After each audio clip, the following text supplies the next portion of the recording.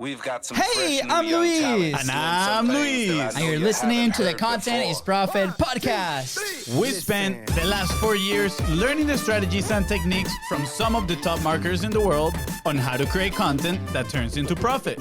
If you'd like to learn more about how to turn your content into profit, go to contentisprofit.com. All right, guys, today we're going to learn how to build a business that lasts. Ooh, all those secrets. You want to stick on this one. It's going to be a good one. Guys, before we get started, please go ahead and subscribe to the podcast. Content is Profit.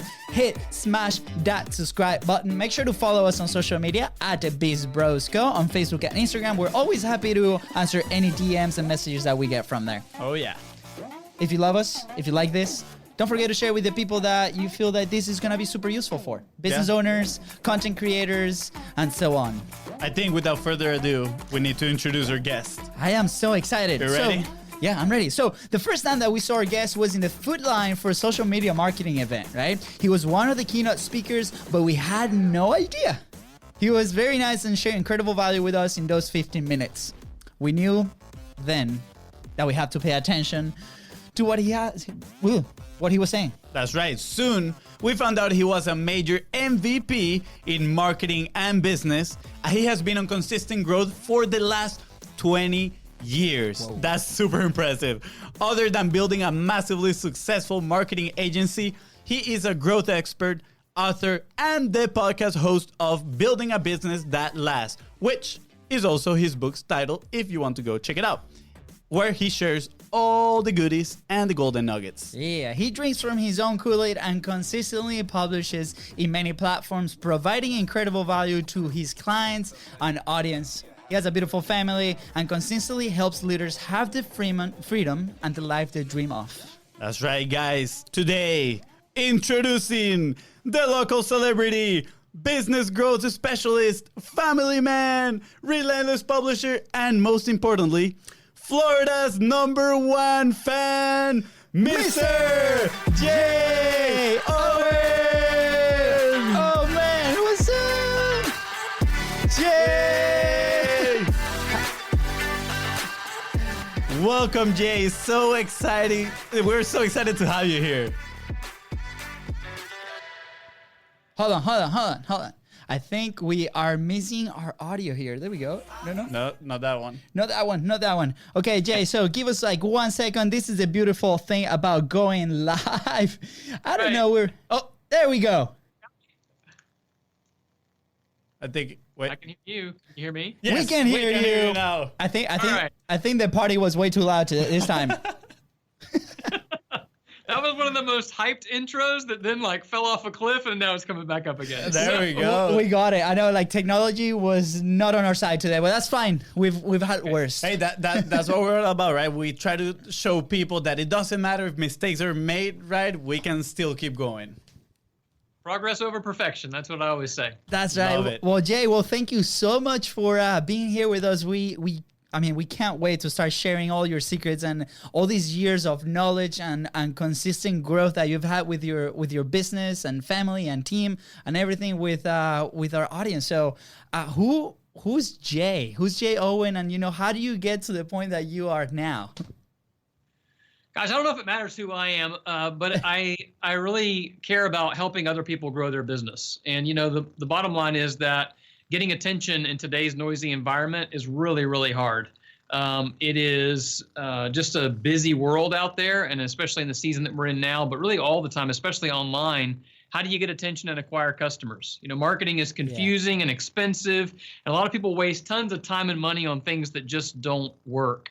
And so that's kind of become my passion, is not just marketing, but really business growth strategies to help people figure this stuff out and finally grow their business. And I always say it's not just ideas that I have. I've actually done this stuff. I started this business that I run now when I was 17 years old. Wow. That was 20 years ago. Woo. We've grown top and bottom line year over year, every single year for 20 years in a row. That's amazing. I mean, that's impressive only by the fact that like 90% of businesses fail in the first 5 years.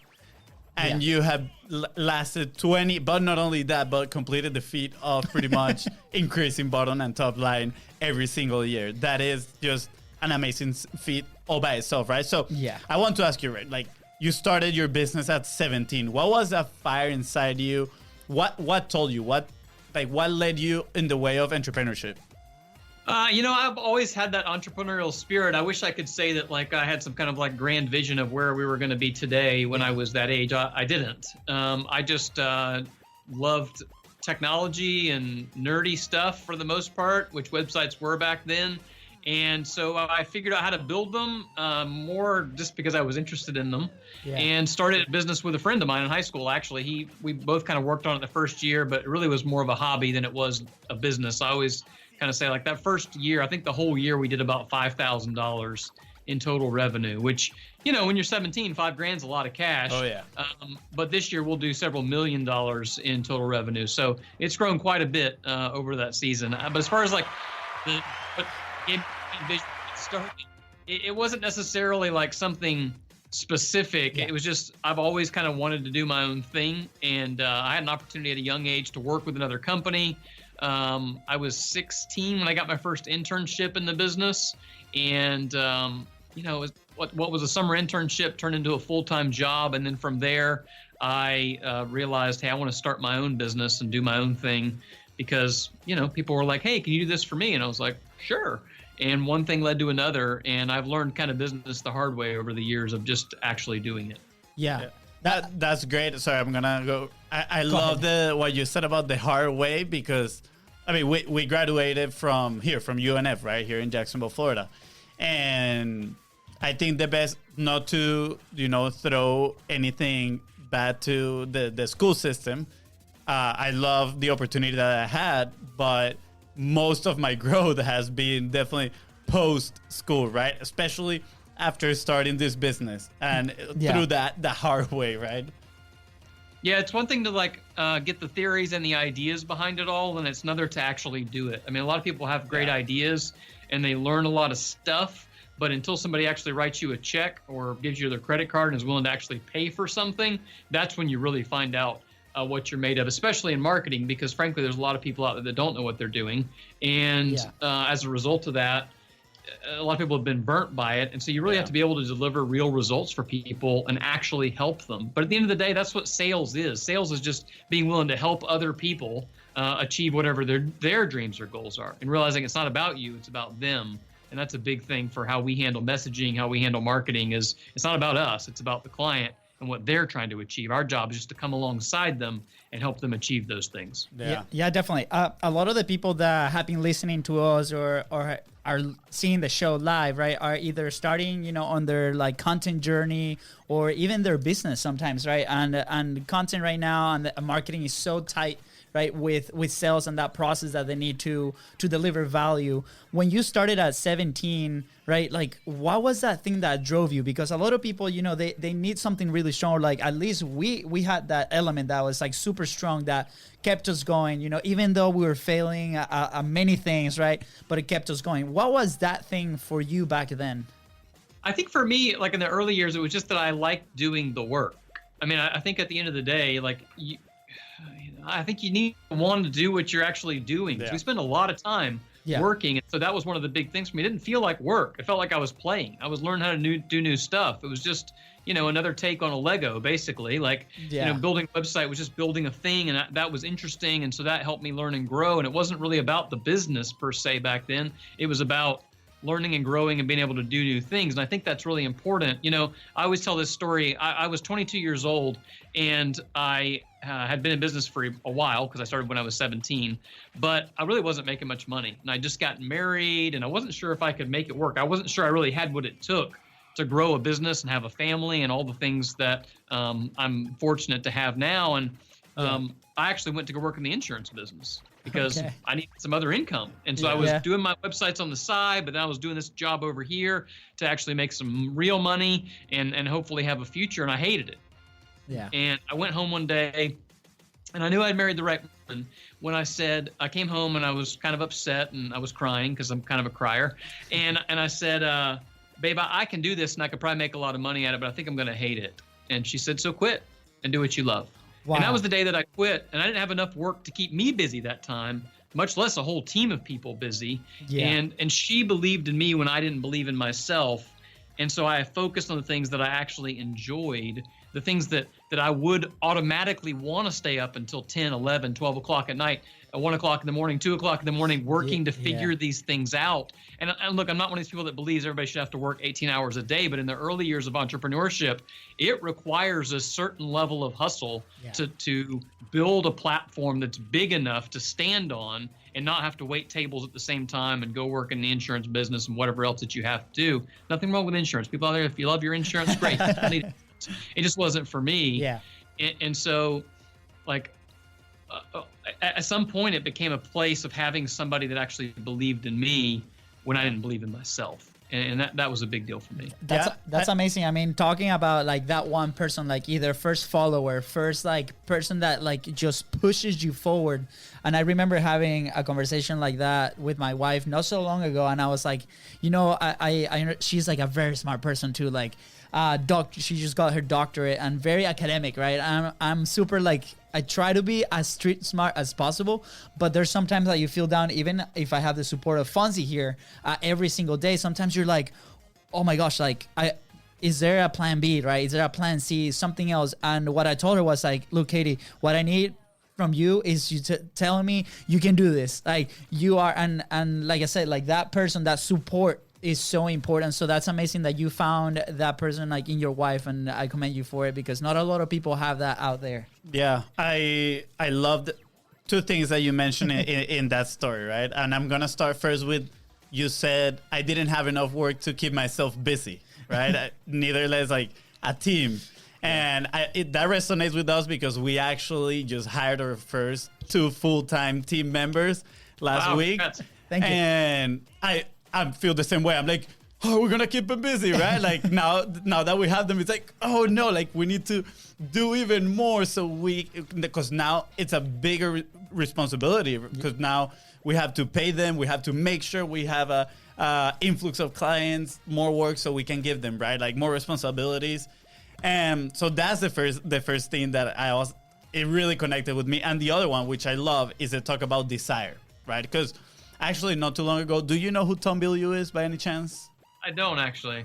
So he was a founder of Quest bars, kind of like a protein bars. Quest bars, yeah. And I saw a video the other day about him talking about desire, right? That he said most people think desire is this one thing that you always have, you never run out of it, and it's gonna fuel you for life. But he says you need to fuel the desire, because a lot of people, and I'm sure, like I felt this, right? Like we're doing something that we love, that we really enjoy doing, but at some points you feel down, right? You feel defeated.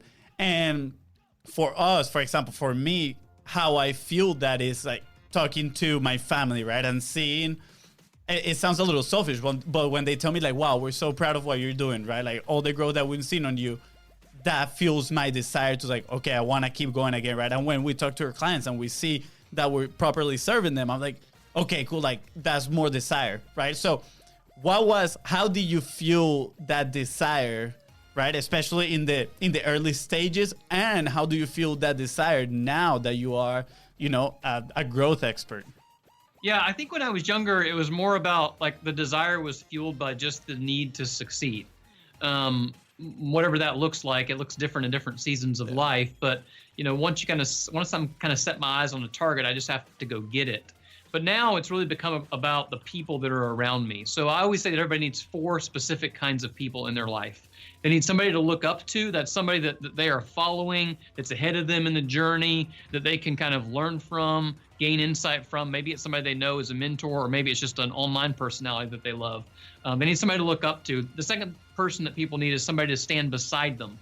I think it's really healthy for business owners, especially, to have other business owners who stand beside them in the season. So when they go, man, I'm just feeling really down today, I'm just not feeling. Go, yeah, I felt like that last week, but do this, and you'll get right back on the horse and you'll be fine. We need people to commiserate with. We also need people to encourage us. We need people who are walking through the same season of life with us. We need that in parenting and marriage just as much as we do in business. So we need somebody to look up to. We need somebody to stand beside us, and we need somebody that's looking up to us. I think regardless of where people are, there is somebody else who's a little bit farther behind you who can look up to you, and you can help teach them and help encourage them. And it turns out when we teach other people, we actually learn and remember the most. So we might as well spend some time teaching And then the last one is actually the person that I was talking about that is my wife, or maybe your family for you, where I think you need somebody who believes in you when you don't believe in yourself. So the thing that kind of fuels me is the people around me. It's somebody to look up to, somebody to stand beside me, somebody that's looking up to me, and somebody that believes in me when I don't believe in myself. Those four people change the impact and the trajectory of your life, because you cannot do it alone. It is lonely at the top, especially when you run your own company, unless you put the right people around you, and that changes everything. Yeah, that is. I actually heard that when we first started. Yours has a little twist that I really love, but I actually heard like part of this theory actually when we just started our business. And I think it was called the rule of the 33%, which is 33% of people that you talk to have to be, you know, where you want to be, 33% at your level, and then someone 33% that they look up to you and you can teach. Exactly that, right? And I'm sorry that I'm taking over here, Luis, my bad. But you also said love it. Something that I really like. It's like when you teach people, you learn it even better, right? Like that's like a whole different set. Like it's a whole different type of learning on its own that we actually, I feel like we've got to know as we publish more content, right? And I want to transition this a little bit towards content, right? Because like, again, the show is called Content is Profit. So I want to ask you, like, when was that moment where you said in your 20 years that you were like, you know what, I need to start putting content out there and start teaching people, not only for them, but I'm sure that for you as well, to like even learn more?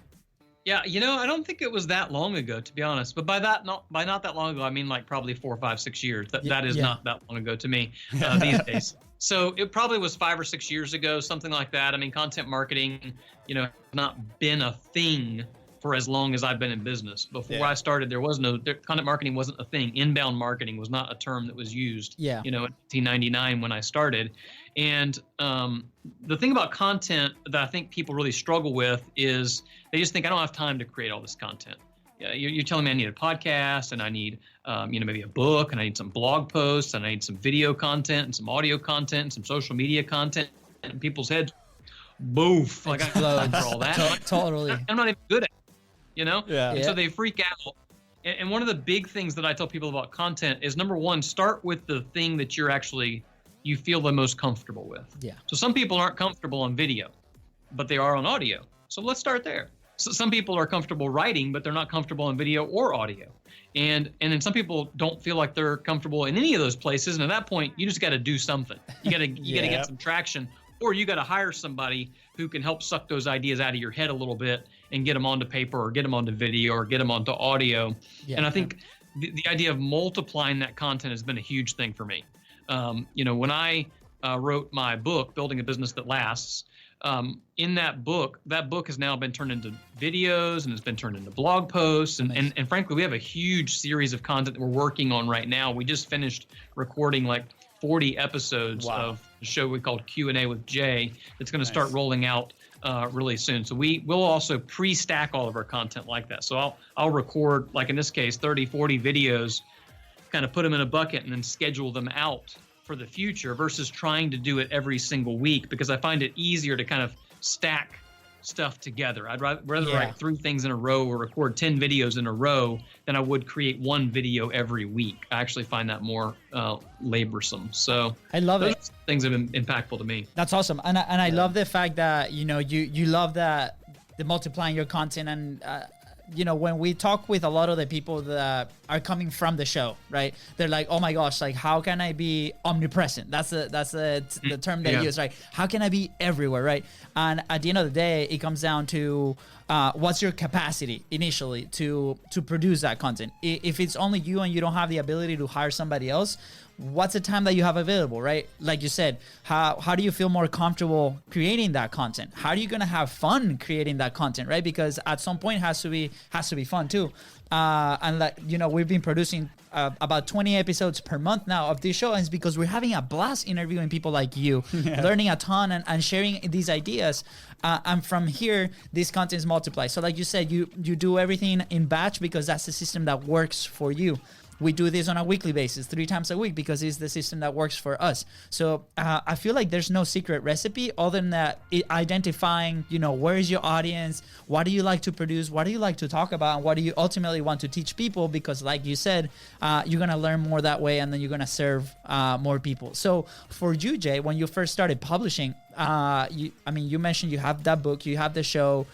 What was like that first thing, or how we like to call it, that minimal viable content that you first started doing? Because I'm assuming by building your business, you had your hands in different things and different elements like a lot of entrepreneurs have, or maybe not. But like, what was that initial pieces of content that you started creating, and like that process that went hand in hand with that? Yeah, I've always been pretty active on social media in general. And so I think that the content that I produced originally was not planned content. And I think this is where people make a big mistake. They feel like they have to sit down and create all of this content. And sometimes all you really have to do is just share what's on your mind. Like in whatever vertical that you're in whatever space that you're in, just share whatever the thought of the day is. Yeah. And the biggest mistake I think we make sometimes is we think things and then we let them just drift away. And if we would take the things that we think and just write them down, and then you can just share that. I just would create LinkedIn posts and share them. I would create Facebook posts and share them. A lot of them, a couple sentences here, a couple paragraphs there. But I wasn't sitting down and going, okay, I got to create a blog post today. I got to create a social post today. What's that going to be? Yeah. It was just as I thought of things, I'd write them down. There wasn't a good system to it. There wasn't a good plan to it. And you do enough of those things, and you have enough people go, hey, you know what? You should really write a book. You should take some of this and put it in a book. And I thought for a couple of years, like, yeah, I think that'd be kind of fun, but that sounds like a lot of work. And, I finally went to an event. I was at an EntreLeadership event, which is Dave Ramsey's organization. Love those people. Yeah. And it was actually Simon Sinek that was talking, and I don't even remember exactly what he was talking about, but he just kind of encouraged me to go do the thing you've been saying that you were thinking about doing. And so I literally wrote the first chapter as I was leaving that event. Amazing. And just put it on Facebook. I was like, hey, I'm writing a book. And I actually got in trouble with that because I didn't tell my wife that I was writing a book. She's like, why did I find out on Facebook that you decided that you're writing a book? And I was like, I don't know. Because as soon as I felt like I had that desire to get it done, I needed to make it public. Because as soon as I made it public, then people are going to be asking like, hey, you said you were going to write a book. Where's it at? And I'm like, it's a commitment now once you put it out there. It's accountability. That's right. Yeah. I love it. Imagine the level of commitment, not just with your wife and yourself, but with your team, right? Like they're now, oh my gosh, like, is he really doing this? Wow. And then you have to deliver. Amazing. Yeah. Of just pushing things out on social probably before they should be. So there's that. That accountability factor is huge. And that has been actually a big part of, I guess, like our growth as of right now. We actually did a challenge that we invite everybody that's watching to do it. We call it the 45 Live, and announce that you go 45 days in a row live on Facebook, right? So it gets to a point where you are like, what am I going to say, right? And you cannot sit down and start planning. You're going to go crazy. And that's actually one of our favorite ways to create content is what you just said, like share what's in your mind. Yep. And it has actually become, I guess, like part of especially my routine personally is I like to read. So when I'm reading something, I'm like, how can I relate this to my business, right? How can I relate this to content? And then a new idea forms. I stack 2 ideas together and then I share that. So by consuming new information and asking the right questions, I can come up with a piece of content that can be, it can be relatable for the people, for our audience. And the other thing that I love is that you were talking about people finding what they're good at and start doing that, right? Because I think that ties perfect to what you said at the beginning, that you said progress over perfection. A lot of people are so obsessed with being perfect when they start their social media journey, right? Like, this little piece doesn't look as this other social media influencer or personalities. Like, it's not going to look like that. They have a team, they have designers or whatever, right? Like, embrace. And that's when we tell people, quality of the message over quality of the production. Like after you get your quality of the message, people are going to resonate with it. You're going to start getting clients, and then you can elevate the quality of the production, right? Yeah. So that being said, Jay, what is, because obviously I see your intro here, and you have, I'll say your title has evolved, right? From an agency owner to now a business growth. So how do you deal with your message evolving in that way? Well, I think you have to be willing to change in business or you're going to die. because especially in marketing, but really anything to do with technology, shoot, just about any business today, things are just moving so quickly that we've got to be willing to change and adjust. So when I first started this business, we just did basic websites. That was it. And then eventually we kind of called ourselves like a digital agency, and then we kind of called ourselves a marketing agency. And really the shift that we're making now is like, I'm basically calling us now a business growth agency. And the reason I say that is our mission has always been pretty much the same, which is to help other people grow their businesses. Now, we usually do that through websites and social media and content creation and marketing and all that other kind of stuff. But I think being willing to evolve over time and not just be stuck where you were is one of the catalysts to surviving in business in the long term. And I always tell my team, like, I don't care how we've always done it in the past. I only care what the best way is now. So if we have a better way to do it or a better way to position it today than we did yesterday, then we should make that change. Now, sometimes I can get a little change happy. If I'm being honest, I like to changing. So I have to have people around me who help kind of rein that in a little bit, because that's where my weaknesses are. No, I love that, and it circles back to your positioning, right? Positioning not only as your business, but your message that goes out in marketing.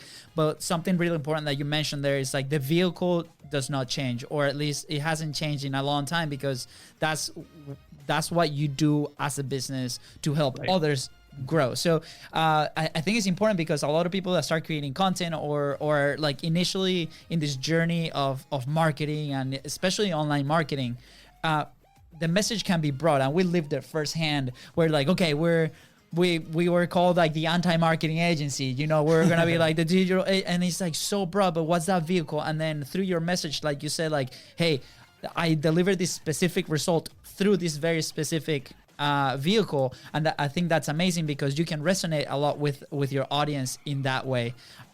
So going off of that, right, to deliver all this information and to deliver and make sure that you give amazing results, and I've seen it, you deliver amazing value, right? And value to the first time I was exposed to it was at the beginning of this whole COVID situation. And I remember seeing you on Instagram stories, and you were like, hey guys, you know, by the way, this is what I'm doing in my business. I want to help you guys out. And here's the link to a call that we're all going to do together. I'm going to answer some questions, and we're going to like walk through this together.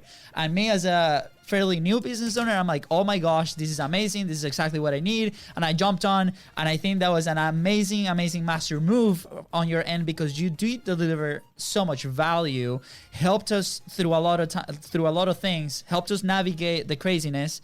And then at the end of the day, you basically plugged in your services, because it's okay to do that, and we're okay. And I'm like, oh my god, this was amazing. So first off, how do you go about delivering value even though it's not marketing specific per se? And second, how are you so comfortable making that offer at the end? A couple things. I think with the value, it's just a question of like, what do I know and what do people need, and how can I help? And what do I know, what do people need, and how can I help? And at the end of the day, it's so easy to make the big mistake of what is often called the curse of knowledge, which is that you know something and then you assume that everyone else also knows it, and as a result, you don't believe that it actually has value. And I've just been reminded over and over again, especially in the midst of the crisis that we're all going through right now, that I have been doing this for a long time, and so I do know things that other people don't know. And so that's valuable. But in many cases, the best thing I can do is actually give that away. I mean, it's the Gary Vaynerchuk model, right? Like Gary V, the amount of volume of knowledge that he gives away on a daily basis through all the shows and content and everything else is explosive. You can't even consume it all. There's so much of it. But I promise that VaynerMedia is making plenty of money, right? And so that's kind of the pathway. Is like, if you know something that you're able to educate somebody else with, it goes back to finding things that you can teach. It just creates value for everybody. And then the ask at the end just becomes natural for me. I mean, if you want to grow a business, you got to be willing to ask people to buy from you. The two biggest mistakes that salespeople make is that they don't ask people to buy from them, and they don't follow up enough. You got to be able to follow up until the point where somebody says, absolutely not, stop sending me stuff. When somebody unsubscribes from your newsletter, that's fine. That person's not a customer anymore. No problem. Let's go find people that are. And so focus on the ones who are the subscribers, and follow up enough and ask for the sale but also be willing in some cases just to give away stuff for free. Like most people, even if I give away every single detail of exactly how we do everything, they won't do it, either because they don't have time or they don't really understand it and they need somebody else to do it for them. And frankly, if they are the person who's going to go do it all themselves and they don't need me, great, I helped another person. Yeah. And at some point, they may run into somebody else who does need our products or services, and they're able to refer them back to us. And that's how it is. I think building goodwill amongst people and amongst business communities is one of the greatest things that you can do regardless of what industry you're in. And that's really what good content is. Good content is just helping other people with information that they need, want, and desire. And it doesn't always have to be paid. Sometimes it's free, but it leads them down a path that they eventually go, wow, this guy seems to know what they're talking about. Hey, wow, this girl seems to know what she's talking about. Maybe I will connect with them and see if they can help me and do it for me. And that's kind of the pathway of how I think about it. Yeah, no, I agree with that 200%, if that's even possible. Yeah, 200%. And I think a lot of people, we actually got asked this question not too long ago. They asked us, what do you think about giving value and noise, right? Because now we hear that all the time. Like there's so much noise out there in social media. And my answer to them was like, I think it's kind of like a dance in some way. I believe obviously 100% that you need to give the value, but at the same time, you're in an attention economy, right? So like now how we get people's attention, most importantly, how can I keep those people's attention?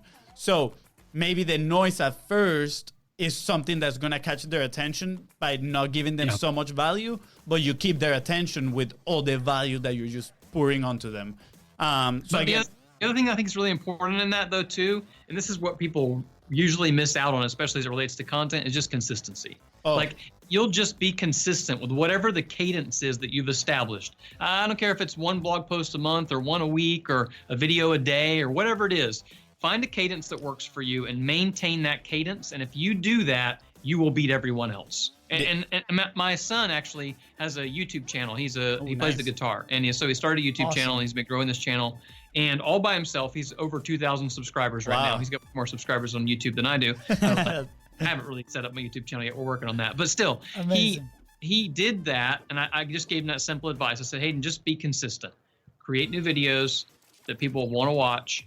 And just do it more consistently than everyone else. Same thing with the podcast, right? So many people start something like a podcast or a live show or whatever else, and they do 3 or 4 episodes, 5 or 6 episodes, and then they give up because it's hard to stay consistent. Consistency wins in content. Consistency wins in business. And if people would just maintain that cadence, that's the ticket to success. And it kind of goes back to what you were saying at the beginning of the show. Is like enjoying the process too, right? Like if you enjoy the process of creating these pieces of content, right? Just like we're doing, the reason we have a live show is because we have a blast doing it, and we don't mind doing it consistently over a period of time. The reason that you create content the way that you do it is because you enjoy doing it that way. So I feel it's amazing because exactly that's one of the things that we talk about. Like we talk about content with a couple pillars, right? The consistency and the frequency. And then after that, you add that value and the points of contact and so on. And how do you multiply that content? But it has to start with a place of consistency, because if that's not there, everything else falls apart. So thank you for bringing that up to speed with everybody, because it is such an important point that a lot of people miss. Yeah, I think there's a few points here that I see in the society that we live on right now. Instant gratification is such a massive deal, right? Like you have instant gratification in social media everywhere, literally, right? Like dopamine hitting your brain like every 5 seconds. So people are expecting to post a video and then literally just watch the like count. Like, okay, how many people are liking this and watch? It's like, no, it doesn't work like that, right? Like that's why consistency is such an important point. And with that, I want to tie it to so people can get their idea in their heads. And actually, I didn't come up with this. I read it from a book. It's called Barking Up the Wrong Tree, for those that want to read it. But the book says that extroverts get more lucky than introverts, right? And then he goes and does a research behind this statement. And the only reason is because they're more consistent putting themselves out there, so they get presented with more opportunities. Right. So if we relate this to content by being consistent, right? Let's put it in the context of business, right? We are being more consistent. We're putting ourselves out there more. We're going to get more opportunities to present that ask, therefore get more business and grow. So I think when people finally catch that idea, instead of let me put one video and see all my likes and whatever spike, but it's like, hey, it's a long-term game. The gratification is going to come, but only if you stay consistent throughout the whole strategy. Yeah, I mean, not to bring him up again, but same thing. I mean, that's the Gary Vee story, right? When you go back and look at Wine Library TV when he first started that series on YouTube, I mean, nobody watched it when he first started it. Another episode, and there's even another video where he like shows this over time, where it's like episode 100, and he's like finally starting to get traction, after hundreds of episodes. And most people just don't have the endurance to do it. But one of the things that you mentioned a minute ago that I think is really important too, and you've kind of referenced a little bit a couple times, is that you might do things a certain way and I might do them a different way, and that's okay. I always say, as a matter of fact, one of the chapters in the book is ignore the system but have a system. Like, just because you want to record yours every week and I want to record 6 at a time and then release them for the next 6 weeks, it doesn't make a difference as long as we both have a plan and we have a consistent strategy that works for us. Because what works for me in my season of life might be different than what works for you in your season of life. And that's totally okay. It's okay with content creation. It's okay with business growth. But you need to have a plan and not just be flailing out there and just randomly, being haphazard with it, because it's not going to have the same kind of success that consistency will, regardless of how you map that out for your own life. Amazing. I love it. And with all this, I want to kind of transition into the growth side of things, right? Because right now you guys are positioned as growth specialists, and I think it's wonderful through the vehicle that you guys are doing it. But tell us a little bit like how, like over 20 years, I feel like this is such a big thing. Over 20 years, year after year after year, like what are some of the key lessons maybe or key things that you continuously look forward to achieve that result? Because that's not easy to do. You go and look at other companies and they go back and forth, up and down, right? Maybe they have a stage where like they just like stagnate for a while, right? So how have you been able to implement things that you've learned or discovered along the way to continue that growth? Sheer random luck. No, I'm just kidding. I'm like, yes. No, it's not, unfortunately. I think one of the biggest things for me is that I'm ultra competitive with myself. And so I think the biggest mistake that a lot of entrepreneurs make is they spend so much time worrying about what everybody else is doing. The number of people that I have that we have to help along the way that are so obsessed with their competition, those people often don't do very well. The ones who I find that have done the best and last the longest operate under a mentality where they just want to be better than themselves. So like the only number that I care about beating this year is my number from last year. And it may not be total revenue, maybe some other metric that we're tracking. Yeah. But that's how I've gotten better every year. I just go, hey, what did we do last year? How do we beat that? Like, what has to be true for us to beat ourselves from last year? How do we get better than we were last year? How do we make progress towards just being better? It doesn't have to be better by a certain percentage every year either. Some years it was up by a couple of percent. Some it was up by 100%, not as much anymore. 100% would be really hard now. Years. And so what happens is my focus on how do I get better, number one, especially now as a leader, how do I personally get better so that I can help my team get better? Yeah. And how do we as a company get better so we can be better than we were last year so we can keep helping the people that we help and help more people in the future? That's all there is to it. Like, that's how my goal setting works. So whatever month it is right now, I just want to beat this month from last year. That's it. That's how we operate. I think it's one every single year. It turns out you grow. I think it's wonderful that you talk like that, because it's not a tactic. Everybody, sometimes they're like, and with businesses and with content, everybody's like, show me like the tactic, the nitty gritty, like the things. Like, it doesn't matter. It might help, but at the end of the day, is about that big picture. Questions invite revelations. The principles. And it's like, how can I become better than myself from last year, right? And I found that's amazing. I love it. Yeah, I mean, over and over this conversation, I've noticed that you've mentioned, like, I'm competitive with myself, like that inward look and reflection. And I think this last year especially is when with the people that we've interviewed, the people that we've met, and my personal self-growth that I've noticed this last year, one of the things that I've noticed is that entrepreneurship is kind of like just a fight between yourself. You know, kind of like, no, you cannot think like that anymore. Yeah. This is the right way. Like, now I'm coming from a place of service, but not only that, I'm coming from a competitive place where I'm looking to grow internally. And you eventually stop thinking about what other people might think, right? Like, I think that you just mentioned that, and that was such a big holdup for us.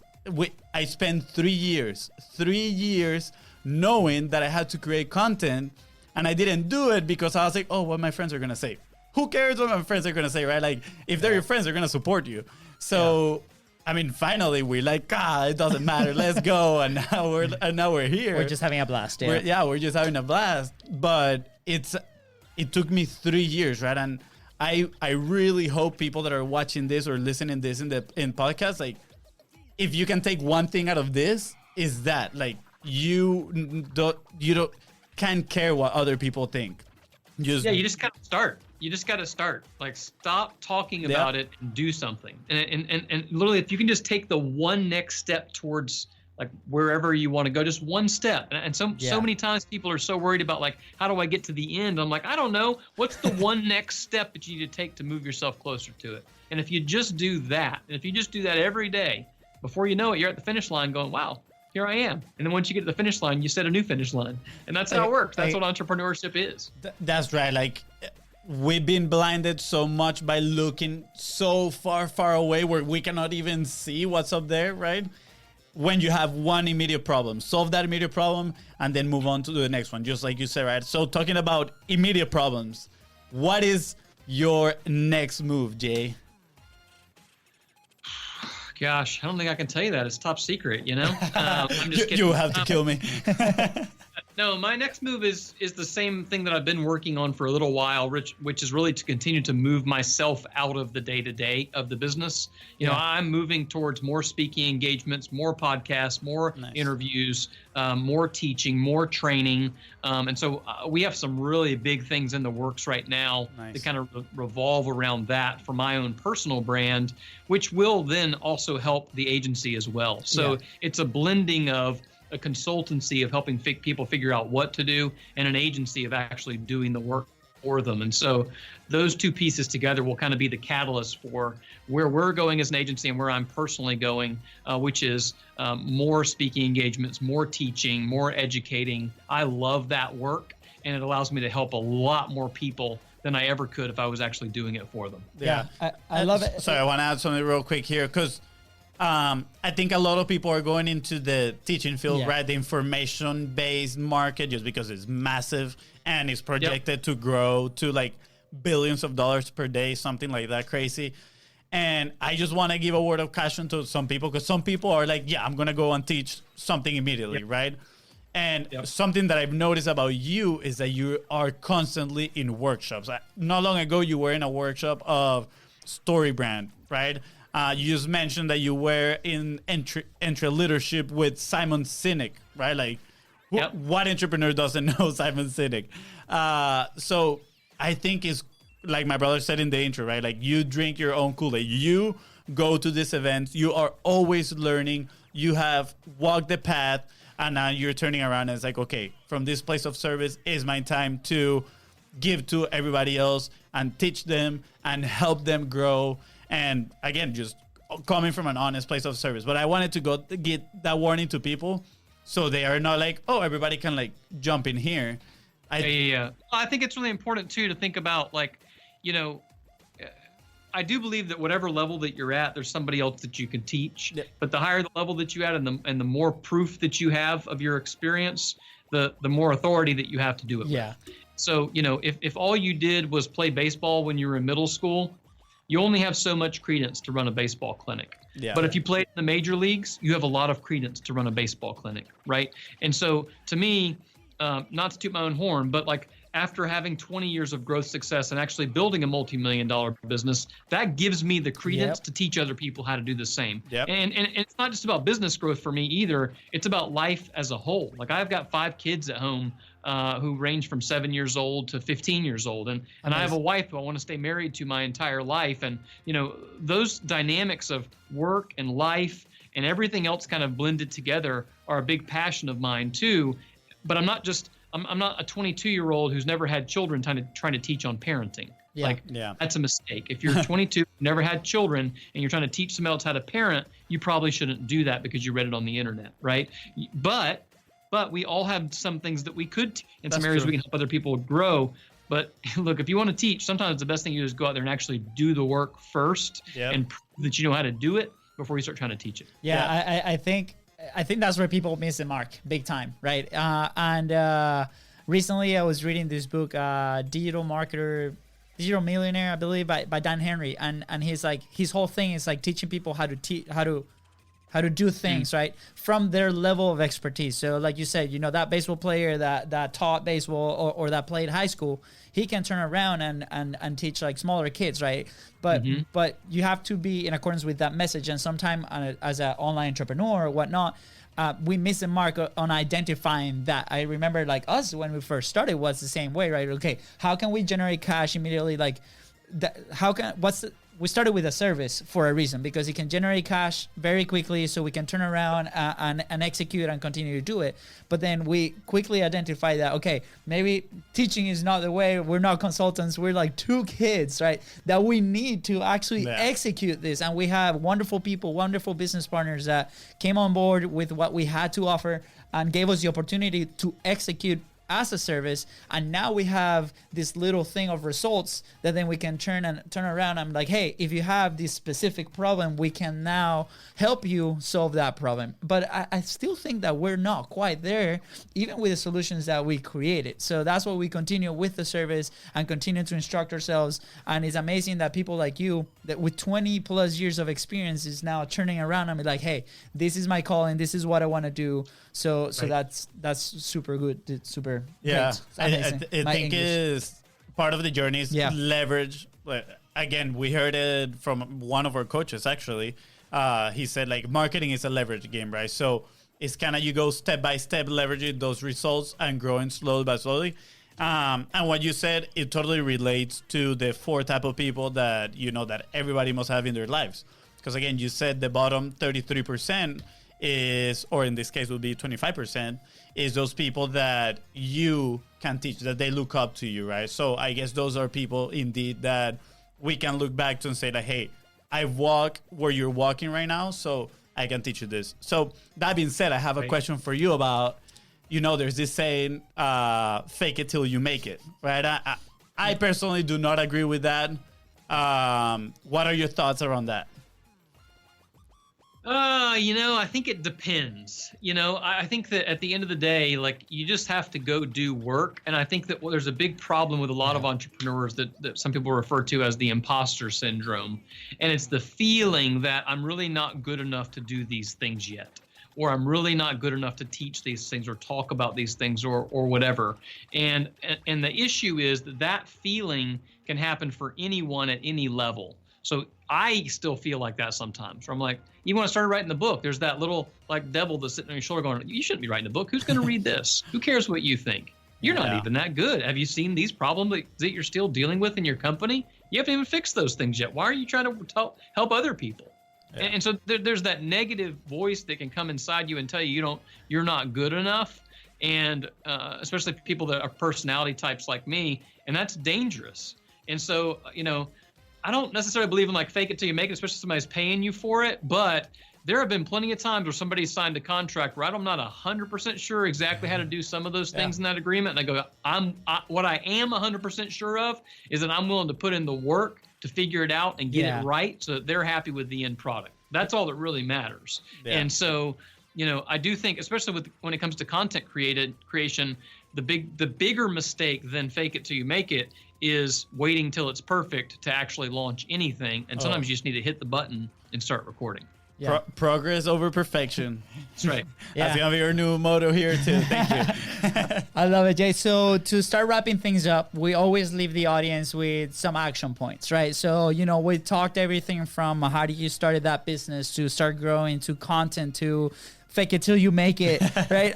What is like that one thing maybe that you want to leave the audience with? Like if the background is, they're entrepreneurs, they're content creators, they're starting, to grow that business. What's like one lesson that you want to share with them? I think the biggest thing for me is being consistent with feeding back into yourself. It's easy to be pouring yourself out into so many other places. And we live in a world where there's so much good knowledge out there. Like find the way that you learn best and have dedicated time in your schedule to actually learn. For me, I'm a very slow reader, but there's so much value in books. I'm like, man, I'm really struggling with this. But now audiobooks are a big thing for me. So nice. I love audiobooks. I consume them all the time. And there's so much value and knowledge there. I have found that I have to pour back into myself for me to be able to pour out into others. And one last thing as it relates to that exact same topic is that's true when it comes to health and sleep and everything else too. I think there's a fallacy in the entrepreneurial world that you can't sleep if you want to be successful. That's just not true. I need a full night's sleep. That's just how I operate. Hey. Okay. I need a solid 7 or 8 hours. I cannot survive on 4 hours a night. Hey. Some people can. Good for you. That's not me. Digital high five. Yeah. That's right. I need a full night's sleep to be successful, and that's okay. And I've built a business for 20 years doing that kinds of thing. You got to find ways that you have to take care of your own health, your own mind, your own spirit. It's not just about making money. Money's fun. Everybody wants to make more of it, but it's not just about the money. It's about the people around you. It's about your mind. It's about your spirit. It's about your body. And it's finding a way to take care of all those things and pouring back into yourself so that you can pour out into others. That's amazing. Thank you so much, Jay. For those watching or listening, remember, pour back into yourself. I agree again 200% with that. I've experienced that actually not like this past month. I've been trying to deliberately take more time for myself, and it's incredible how you can feel it like that. The changes as soon as you step into the office, you're like a whole new machine. Yeah. So thank you so much for leaving us with that tip. Jay, how can people find you? How can we learn more about you? Yeah, absolutely. All of my links to all the things that I do are on my website at jayowenlive.com. So JAYOWEN live.com. All my links are on there. And if you want to grab a copy of my book, you can get it. Just cover shipping and handling. Go to getjaysbook.com and you can get a copy of that today. Awesome, Jay. Well, thank you so much for being with us. Do not disconnect because we got 2 minutes with you offline. But with that being said, guys, thank you so much for tuning in on the live feed, on the podcast episode. And please do not forget to subscribe. Hit that smash subscribe button. Oh, man, it's Monday. Let's get rolling. All right. Let's go. Remember to follow us on social media at TheBizRoscoe and go find Jay and say hi in his social media. Jay Owen. All right, guys. Thank you so much.